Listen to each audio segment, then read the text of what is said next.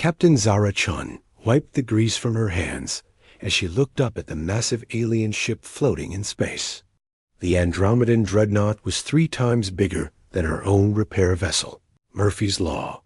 Its silver hull gleamed under the distant. Stars and strange blue lights pulsed along its sides like a heartbeat. Another breakdown, she said to herself. It was always the same.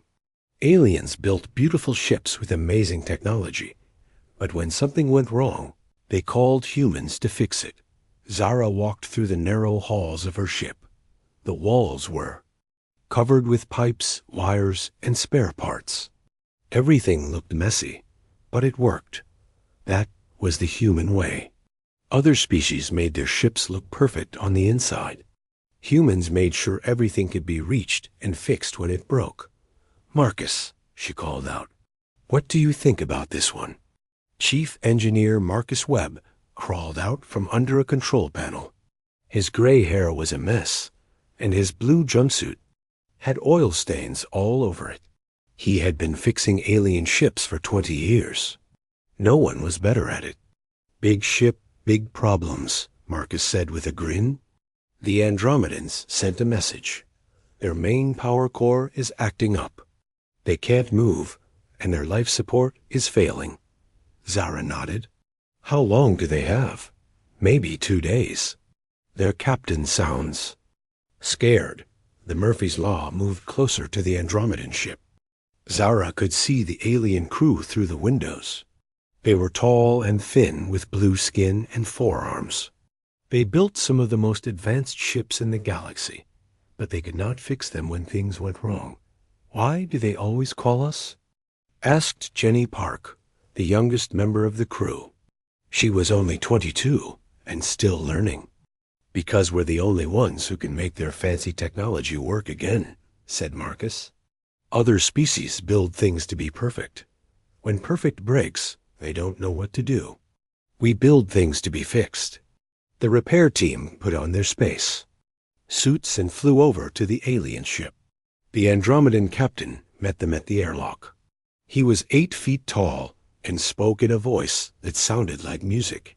"Thank you for coming," the captain said. "We have heard of your skills. You are our only hope." Marcus looked around the Andromedan ship. Everything was smooth and clean. The walls glowed with soft light. The technology was built into the ship itself. It was beautiful, but Marcus could see the problem right away. "Where are your access panels?" he asked. The captain looked confused. "Access panels?" "You know, ways to get to the important parts when they break." "Our ships do not break," the captain said proudly. "They are built to last forever." Marcus almost laughed. "Everything breaks, friend. The question is, can you fix it when it does?" The team followed the captain to the power core room. The core was a giant crystal that floated in the center of the room.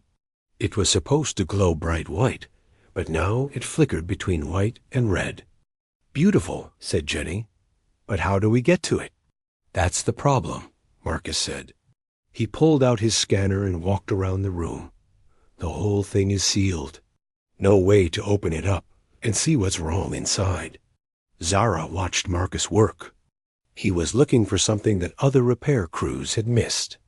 Human engineers had a talent for seeing problems that others could not see. They thought differently. Marcus stopped walking. His scanner was beeping. "That's strange," he said.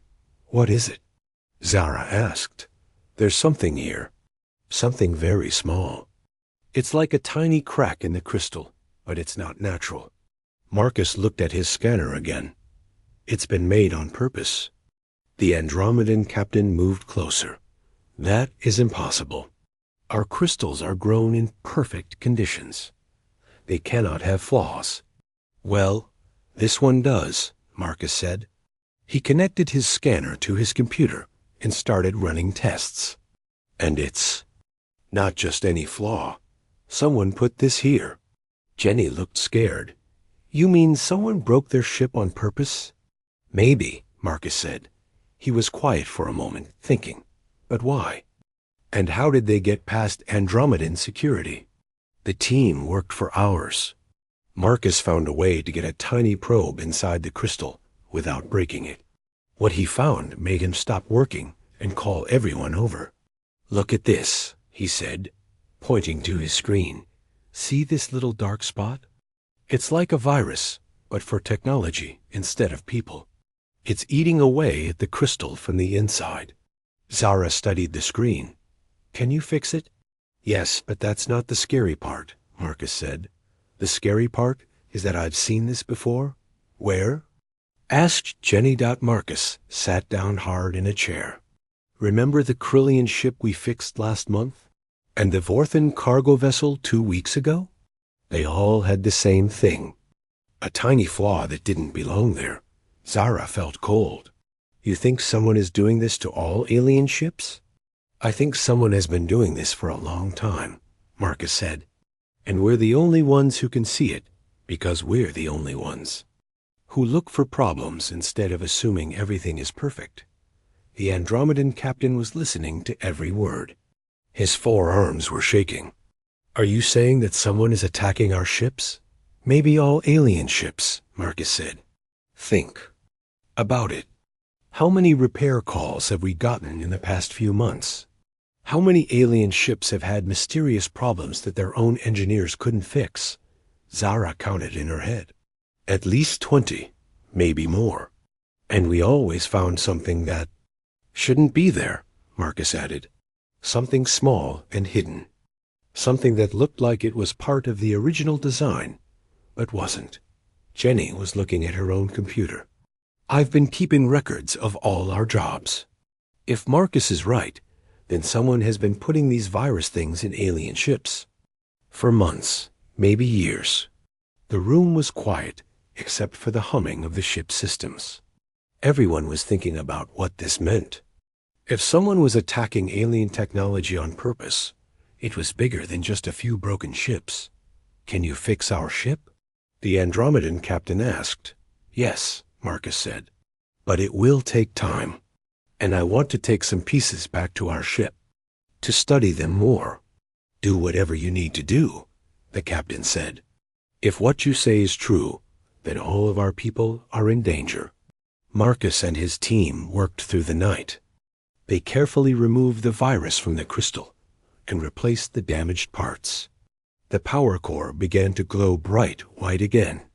The ship's systems came back online, but Marcus kept thinking about the pattern he had found. Someone was very smart and very patient. They had found a way to put tiny flaws in alien technology that would only be noticed by engineers who were used to fixing broken things. As the Murphy's Law flew away from the Andromedan ship, Zara looked at the star charts. There were thousands of alien ships flying through space right now. If Marcus was right, many of them might have the same hidden virus. "We need to warn people," she said. "Who's going to believe us?" Marcus asked. "Aliens think their technology is perfect. They won't want to hear that someone has been secretly breaking it. Then we'll have to prove it," Zara said. She made a decision that would change everything. "Jenny, send a message to all the human repair crews in this sector.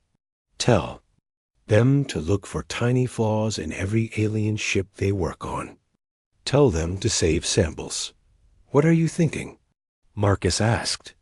"I'm thinking that if someone is planning something big, we might be the only ones who can stop it," Zara said. "Because we're the only ones who know how to find problems that aren't supposed to exist." Outside the window, the stars looked peaceful and quiet. But Zara knew that somewhere out there, someone was planning something terrible. And somehow, humans had become the galaxy's only hope of stopping it. 3 days after fixing the Andromedan ship, Zara-chan woke up to alarms screaming through Murphy's Law. She jumped out of bed and ran to the control room. Marcus was already there, staring at the communication screen with a shocked look on his face. "What's happening?" Zara asked. "Messages," Marcus said quietly. "Hundreds of them. Every alien ship in this part of space is calling for help."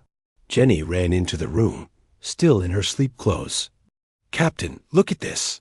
She pointed to our computer screen. "The news feeds are going crazy. Ships are breaking down everywhere." Zara looked at the main screen. It showed a map of their part of the galaxy. Red dots appeared all over it, each one showing a ship in trouble.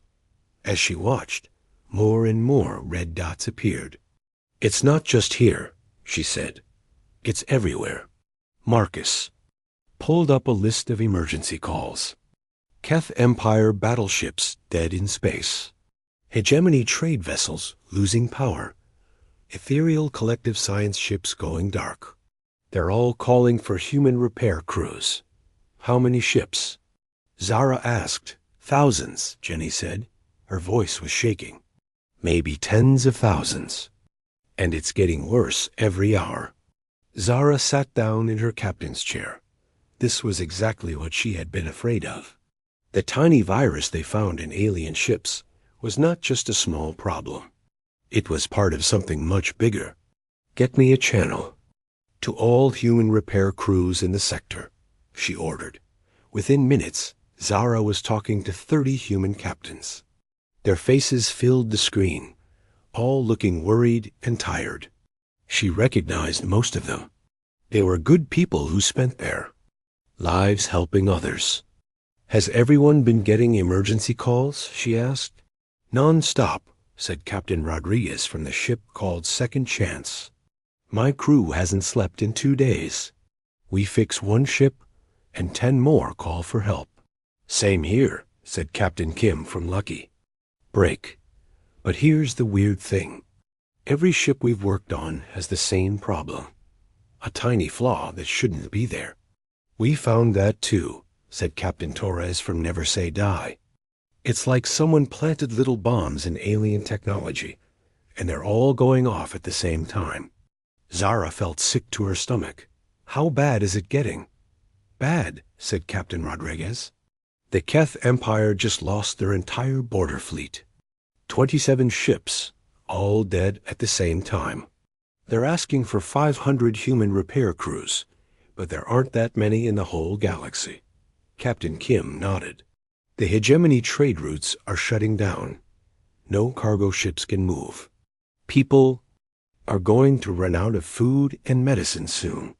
"The ethereal collective is the worst," said Captain Torres. "Their ships are alive, kind of. When the virus hits them, the ships actually die. We can't fix dead ships." Zara looked at Marcus. He was studying the data on his computer, trying to understand the pattern. "Marcus, what do you think?" she asked. "This is planned," Marcus said. "Someone spent years, maybe decades, putting these viruses in alien ships. They waited until there were enough infected ships, then they activated them all at once." "But why?" asked Captain Kim through the screen. "To cripple every major alien power at the same time," Marcus said. "Think about it. No military ships. No trade ships. No exploration ships. Every alien civilization is suddenly helpless." Jenny was listening to the emergency channels. "Captain, you need to hear this." She put the audio on the main speakers. A Keth voice was speaking in their growling language, but the computer translated it to English. "This is General Kraft of the Keth Empire. We are declaring a state of emergency. All human vessels in Keth space are ordered to report to the nearest military base for assignment to repair duties." Another voice came on, this one from the hegemony. "Attention all ships. The Hegemony Council is offering payment of 1 million credits per successful repair to any human crew willing to work in our territory." A third voice, soft and musical like wind chimes, spoke for the ethereal collective. "Children of Earth, we beg for your help. Our ships are dying, and we do not know how to save them. Please, you are our only hope." The human captains on the screen all looked at each other. Zara could see they were thinking the same thing she was. The 3 biggest powers in the galaxy are all asking humans for help at the same time. That had never happened before. "There's something else," Marcus said. He pulled up a new screen showing technical data. I've been comparing the virus samples from different ships. They're all exactly the same. Same code, same structure, same activation signal. What does that mean? Zara asked. It means whoever did this has access to every major shipyard, every manufacturing plant, every technology center in alien space. They've been planning this for a very long time. Captain Rodriguez leaned forward on his screen. But who could do something like that? It would take incredible technology and resources.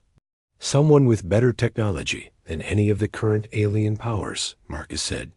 Someone who's been watching and waiting. Jenny suddenly gasped. Captain, look at this. She put a new image on the screen. It showed an old star chart from the Galactic Library. I was researching who might have this kind of technology. Look at these ruins. The star chart showed dozens of dead systems scattered across the galaxy. Each one had the remains of incredibly advanced civilizations. The precursors, Zara said quietly. But they disappeared millions of years ago. Maybe they didn't all disappear, Marcus said. Maybe some of them have been hiding, watching the younger species develop technology. And now they want their galaxy back, Jenny added. The human captains on the screen were all talking at once. Some thought the idea was crazy. Others thought it made sense. But they all agreed on one thing. Human repair crews were the only thing standing between the alien civilizations and complete collapse. What do we do? Asked Captain Kim. Zara thought for a moment. We split up. Each crew takes a different sector. We help as many ships as we can, and we gather samples of the virus from every ship we work on. If this really is the precursors, we need to understand their technology. But there are thousands of broken ships and only a few dozen human crews, said Captain Torres. Then we train alien engineers to help us, Zara said. We teach them how to look for problems instead of assuming everything is perfect. Marcus shook his head. That could take years. And I don't think we have years. As if to prove his point, new alarms started going off. Jenny checked her sensors. Captain, 3 more fleets just went dark. That's over 1,000 ships in the last hour. Zara looked at the red dots covering the galactic map. Each dot represented hundreds of thousands of alien lives, depending on human engineers to save them. The responsibility felt overwhelming. We do what we can, she said finally. We save who we can save, we learn what we can learn, and we hope it's enough. What if it's not enough? Asked Captain Rodriguez. Then the galaxy is going to change in ways we can't imagine, Zara said. But right now, we're all that stands between civilization and collapse. So we better get to work. The screen went dark as the other captains signed off to begin their desperate rescue missions. Zara looked at Marcus and Jenny, her small crew, against whatever force had just crippled the galaxy's major powers. Murphy's Law, Marcus said with a tired smile. Anything that can go wrong will go wrong. Yeah, Zara said.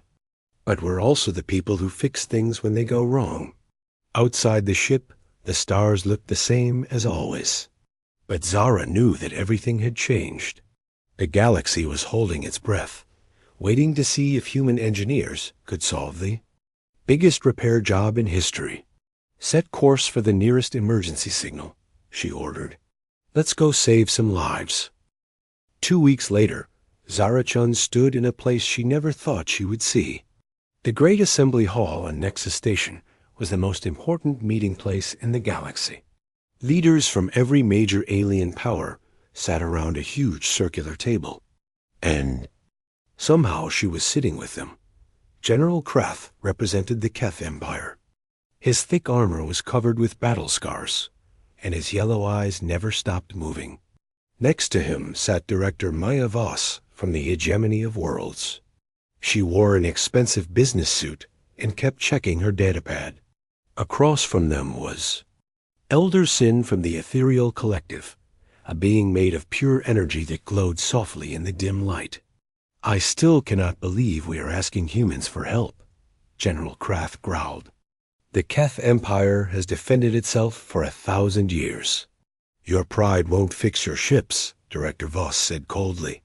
"My people are starving because our cargo ships can't move. The human repair crews are the only reason we're not incomplete." Chaos. Elder Sin spoke in a voice like singing. "The humans have shown wisdom where we have shown foolishness. We built our ships to be perfect, but perfection is brittle. When it breaks, it cannot be mended." Zara felt strange sitting with such powerful beings. A month ago, she was just a repair ship captain. Now she was somehow representing all of humanity in the most important meeting in galactic history. "Captain Shun," General Kraft said, "your people have saved over 10,000 ships in the past 2 weeks, but we need to know what we are fighting." Zara looked at Marcus, who was sitting next to her with a large bag of equipment. "Show them what we found," she said. Marcus stood up and placed a small device on the table. It projected a 3-dimensional image into the air above them. The image showed the virus they had been finding in alien ships, but now they could see much more detail. "This is not just a virus," Marcus said.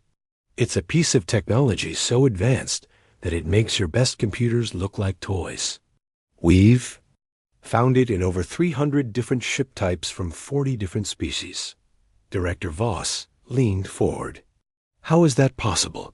Our security systems would detect any foreign technology." "Not this technology," Marcus said. He changed the image to show how the virus worked.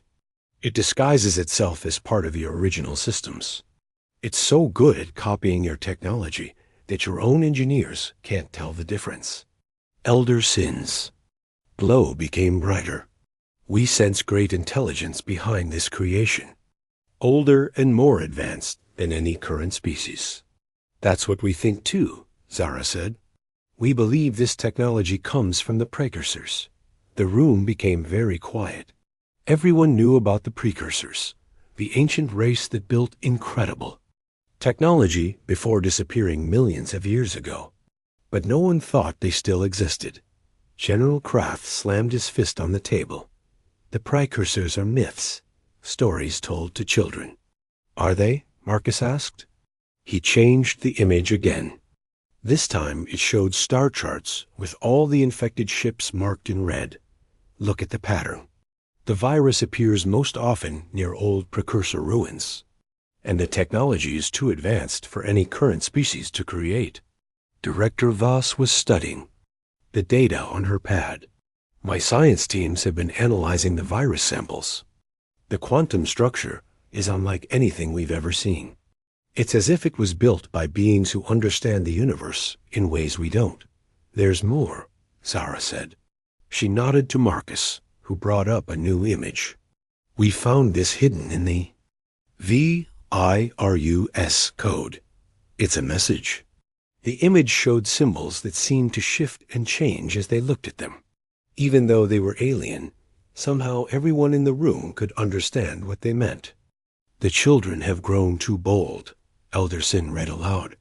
"They play with forces they do not understand. The time of correction has come. Return to your proper place, or be returned to dust." The room was silent again. The message was clear and terrifying. Someone was calling all the current galactic civilizations children and threatening to destroy them. "How do we know this is really from the precursors?" Director Voss asked. Marcus pulled out another device. "Because we found something else." Jenny, our youngest engineer, had an idea. She suggested we look for patterns in space itself, not just in the ships. The new image showed a map of the galaxy, but this time there were new marks scattered across it. Each mark showed a location where space itself seemed to be disturbed. "These are ships," Marcus said. "Big ships hiding in dark space between the stars. They're using technology that bends light and gravity around them. We can only detect them because we know what to look for." General Croft stood up so fast his chair fell over. How many ships? We've found traces of at least 50, Marcus said, but there could be hundreds more. Each one is bigger than your largest battle cruisers. They've been watching us, Elder Sin said softly. All this time they've been waiting and planning. Director Voss was typing quickly on her datapad. This changes everything. If the precursors really are still alive, and they have this kind of technology, then we're not dealing with sabotage. We're dealing with invasion. Zara felt cold despite the warm air in the station. It's worse than invasion. They don't want to conquer us. They want to make us helpless first. What do you mean? General Croft asked. Think about it, Zara said. They could have attacked us directly. Their technology is clearly more advanced than ours, but instead they spent years hiding viruses in our ships. They wanted to cripple us without revealing themselves. But why? Director Voss asked. Marcus answered. Because they're not sure they can win a direct fight. Even with better technology, we outnumber them. If all the galactic powers worked together, we might have a chance. So they tried to make sure we could never work together, Elder Sin said. They wanted us weak and fighting each other. But their plan failed, Zara said, because humans could detect their viruses. Now we know they exist, and we're all sitting at the same table instead of blaming each other. General Croft began pacing around the room. What are their capabilities? What weapons do they have? Marcus shook his head. We don't know. We can barely detect their ships, let alone scan their weapons. But based on the virus technology, they're probably centuries ahead of us. Then how do we fight them? Director Voss asked. Maybe we don't fight them, Zara said. Everyone looked at her in surprise. Maybe we outthink them? Explain, Elder Sin said. They've been planning this for a long time, Zara said. Everything they've done shows they think they're smarter than us. They think we're just children playing with technology we don't understand. But they made one mistake. What mistake? General Croft asked. They assumed we would all react the same way, Zara said. They thought alien species would trust their perfect technology and never question it. They never planned for humans. Marcus smiled. We're the ones who assume everything will break and plan for it. We're the ones who look for problems instead of assuming everything is perfect. So what do we do? Director Voss asked. Zara looked around the table at the most powerful beings in the galaxy. We use the one advantage we have. They understand advanced technology better than us, but we understand failure better than them. I don't understand, General Croft said. Their ships are probably perfect, Zara explained. Perfect engines, perfect weapons, perfect shields. But what happens when perfect technology meets someone who specializes in making imperfect technology work? Elder Sin's glow became brighter. You want to break their perfection. I want to introduce them to human engineering, Zara said. Backup systems, manual overrides, redundant pathways. All the messy, inefficient things that keep human ships running when everything goes wrong. Marcus was getting excited. If we can get close to their ships, we might be able to disrupt their systems. Not by destroying them, but by making them too complicated to control. This is insane, Director Voss said. You want to fight the most advanced technology in the galaxy with jury-rigged repairs? It's worked so far, Zara said. We've saved thousands of ships by fixing them in ways their builders never intended. Maybe we can save the galaxy the same way. General Croft stopped pacing. What do you need from us? Everything, Zara said. Ships, resources, and most importantly, trust. The three powers of the galaxy need to work together like never before, and you need to let humans do what we do best. Which is, Elder Sin asked. Fix things that aren't supposed to be fixable, Zara said with a smile. Outside the station, the stars continued to shine, but somewhere in the darkness between them, Ancient ships were moving. The precursors were coming, confident in their superiority and their perfect technology. They had no idea what human engineers could do to perfect technology. They were about to find out. The emergency meeting lasted 3 more days. When it ended, Zara-chan was no longer just a repair ship captain. She was the chief coordinator of the Galactic Engineering Corps, the strangest military force ever created. Instead of weapons, her soldiers carried toolboxes. Instead of battleships, her fleet was made up of repair vessels and cargo ships full of spare parts. Marcus stood next to her on the bridge of their new flagship, a massive ship called Problem Solver that the 3 galactic powers had built together. In record time, it was not pretty. The hull was covered with antennas, sensor arrays, and docking ports for smaller ships. It looked like someone had stuck a dozen different ships together with glue and hope. "Still can't believe they put us in charge," Marcus said, watching the alien engineers working alongside human crews on the lower decks. "Believe it," Zara said, "because in about 6 hours, we're going to find out if our crazy plan actually works." Through the main window, they could see the largest fleet ever assembled. Keth battle cruisers with their thick armor and heavy weapons floated next to sleek hegemony science vessels. Ethereal collective ships that looked more like living creatures. Then machines moved in formation with human repair ships that seemed to be held together with luck and determination. Jenny ran onto the bridge, her face pale with excitement and fear. "Captain, we're getting reports from the scout ships. The precursor fleet is moving. They just came out of dark space near the Omega Nebula." Zara felt her stomach drop. "How many ships?" 73 that we can see," Jenny said. "But sensor readings are weird. The ships seem to phase in and out of normal space." Marcus studied the data on his screen. "Advanced stealth technology. They can probably hide twice as many ships as we can detect." "Status of our engineering teams?" Zara asked. "All 60 human.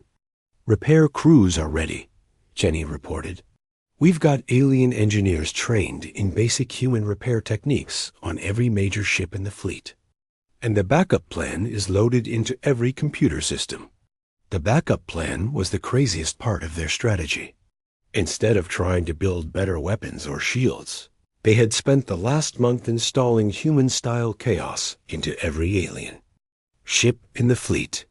Manual overrides, redundant systems, backup power sources, and emergency controls that could work even if the main computers failed. The alien engineers had hated it at first. All the extra systems made their beautiful ships look messy and inefficient. But when they tested the modifications, they found something amazing. The ships became almost impossible to completely disable. Even if half the systems failed, the other half could keep working. "Incoming transmission," Jenny announced.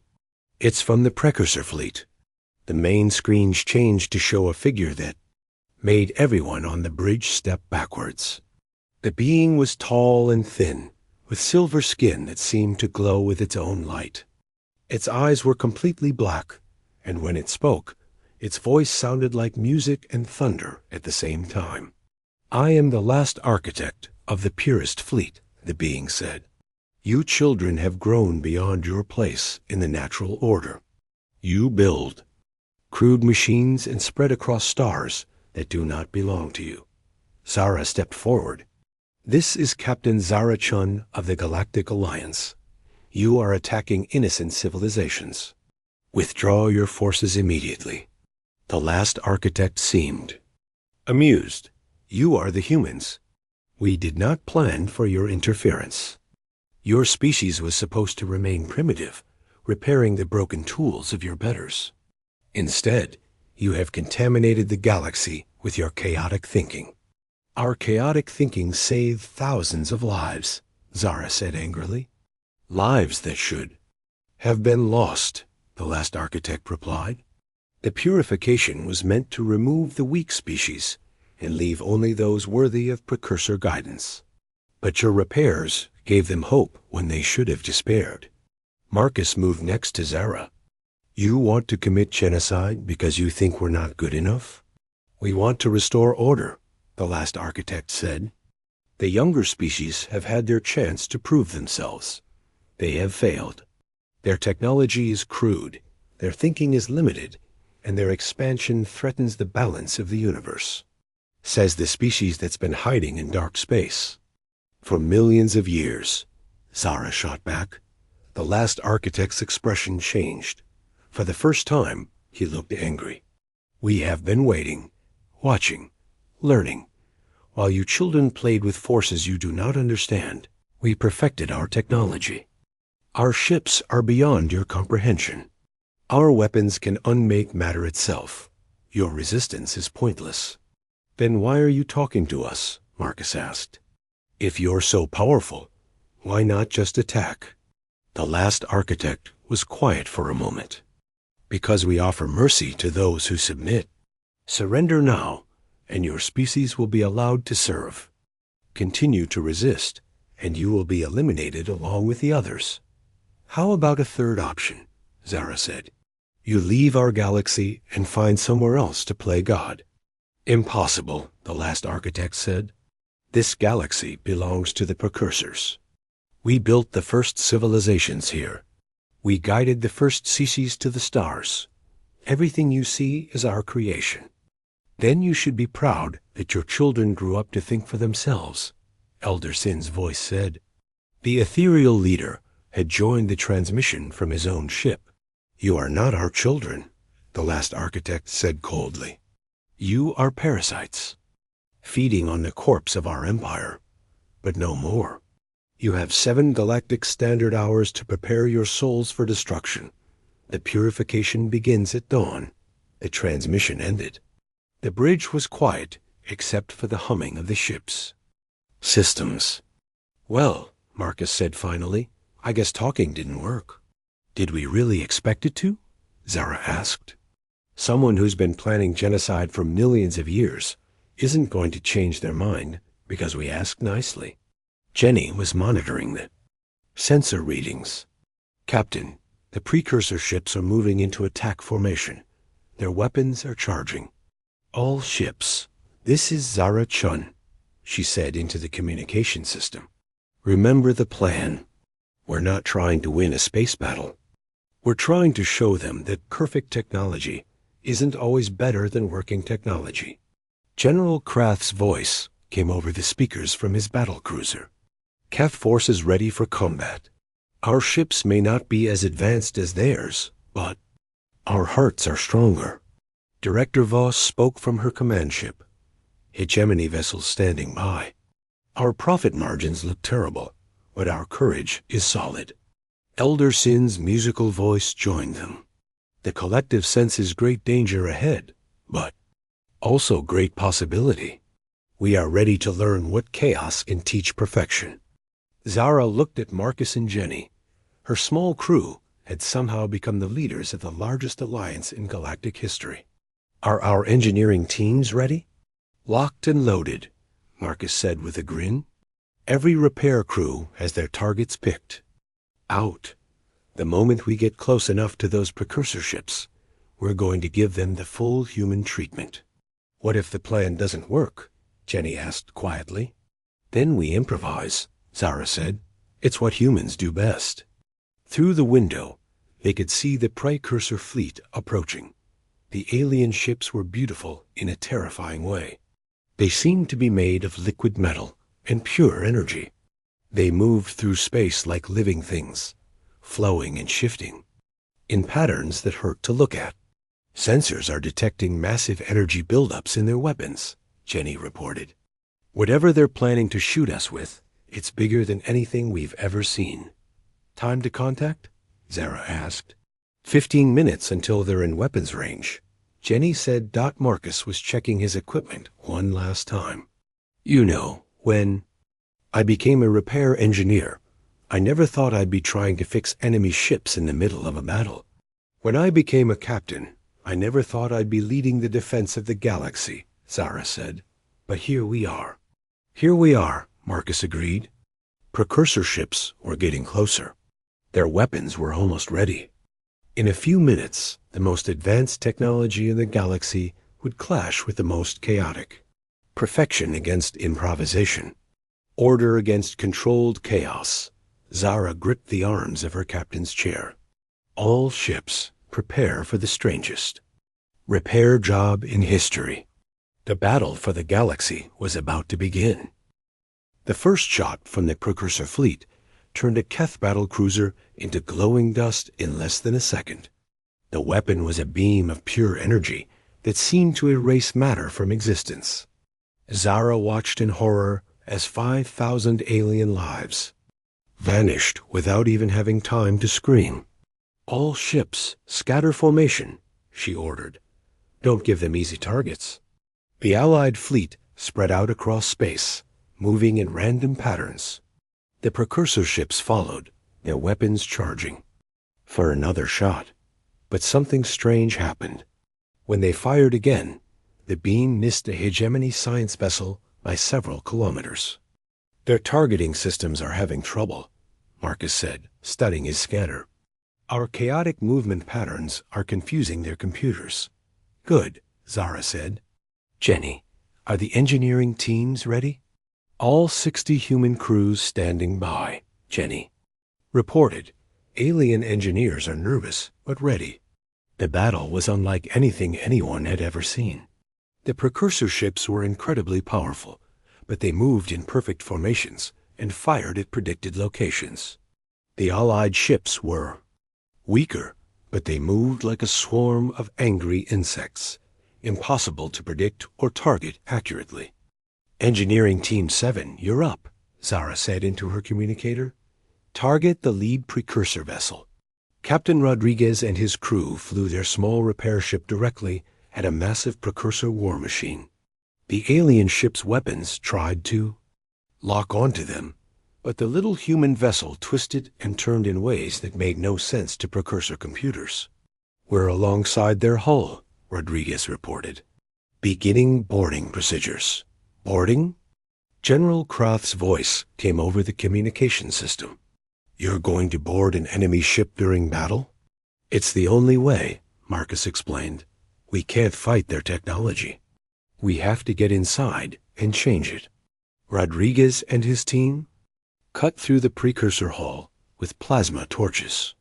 The metal was incredibly advanced, but it was also perfectly uniform.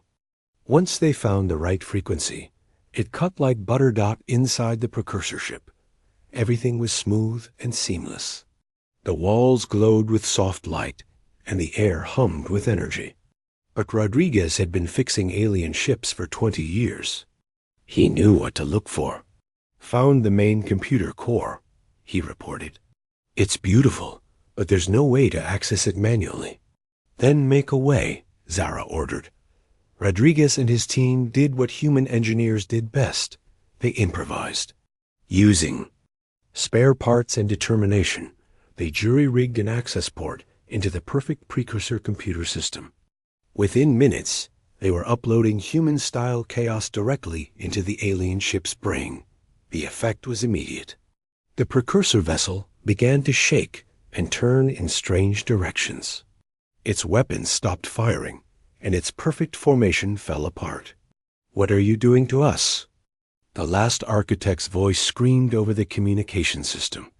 Fixing your ship, Zara replied cheerfully. Human style. The Precursor fleet tried to adapt. They changed their targeting systems and modified their weapons.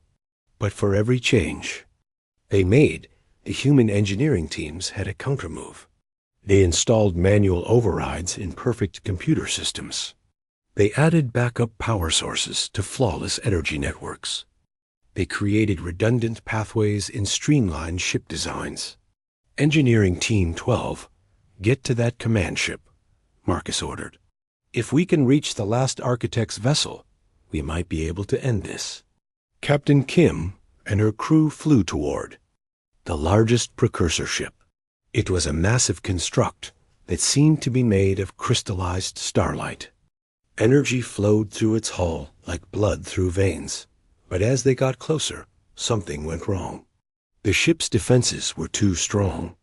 Energy beams cut through space around them, and force fields blocked their path. "Can't get close," Kim reported. "Their shields are too powerful." "Then we go through them," Zara said. She made a decision that surprised everyone, including herself.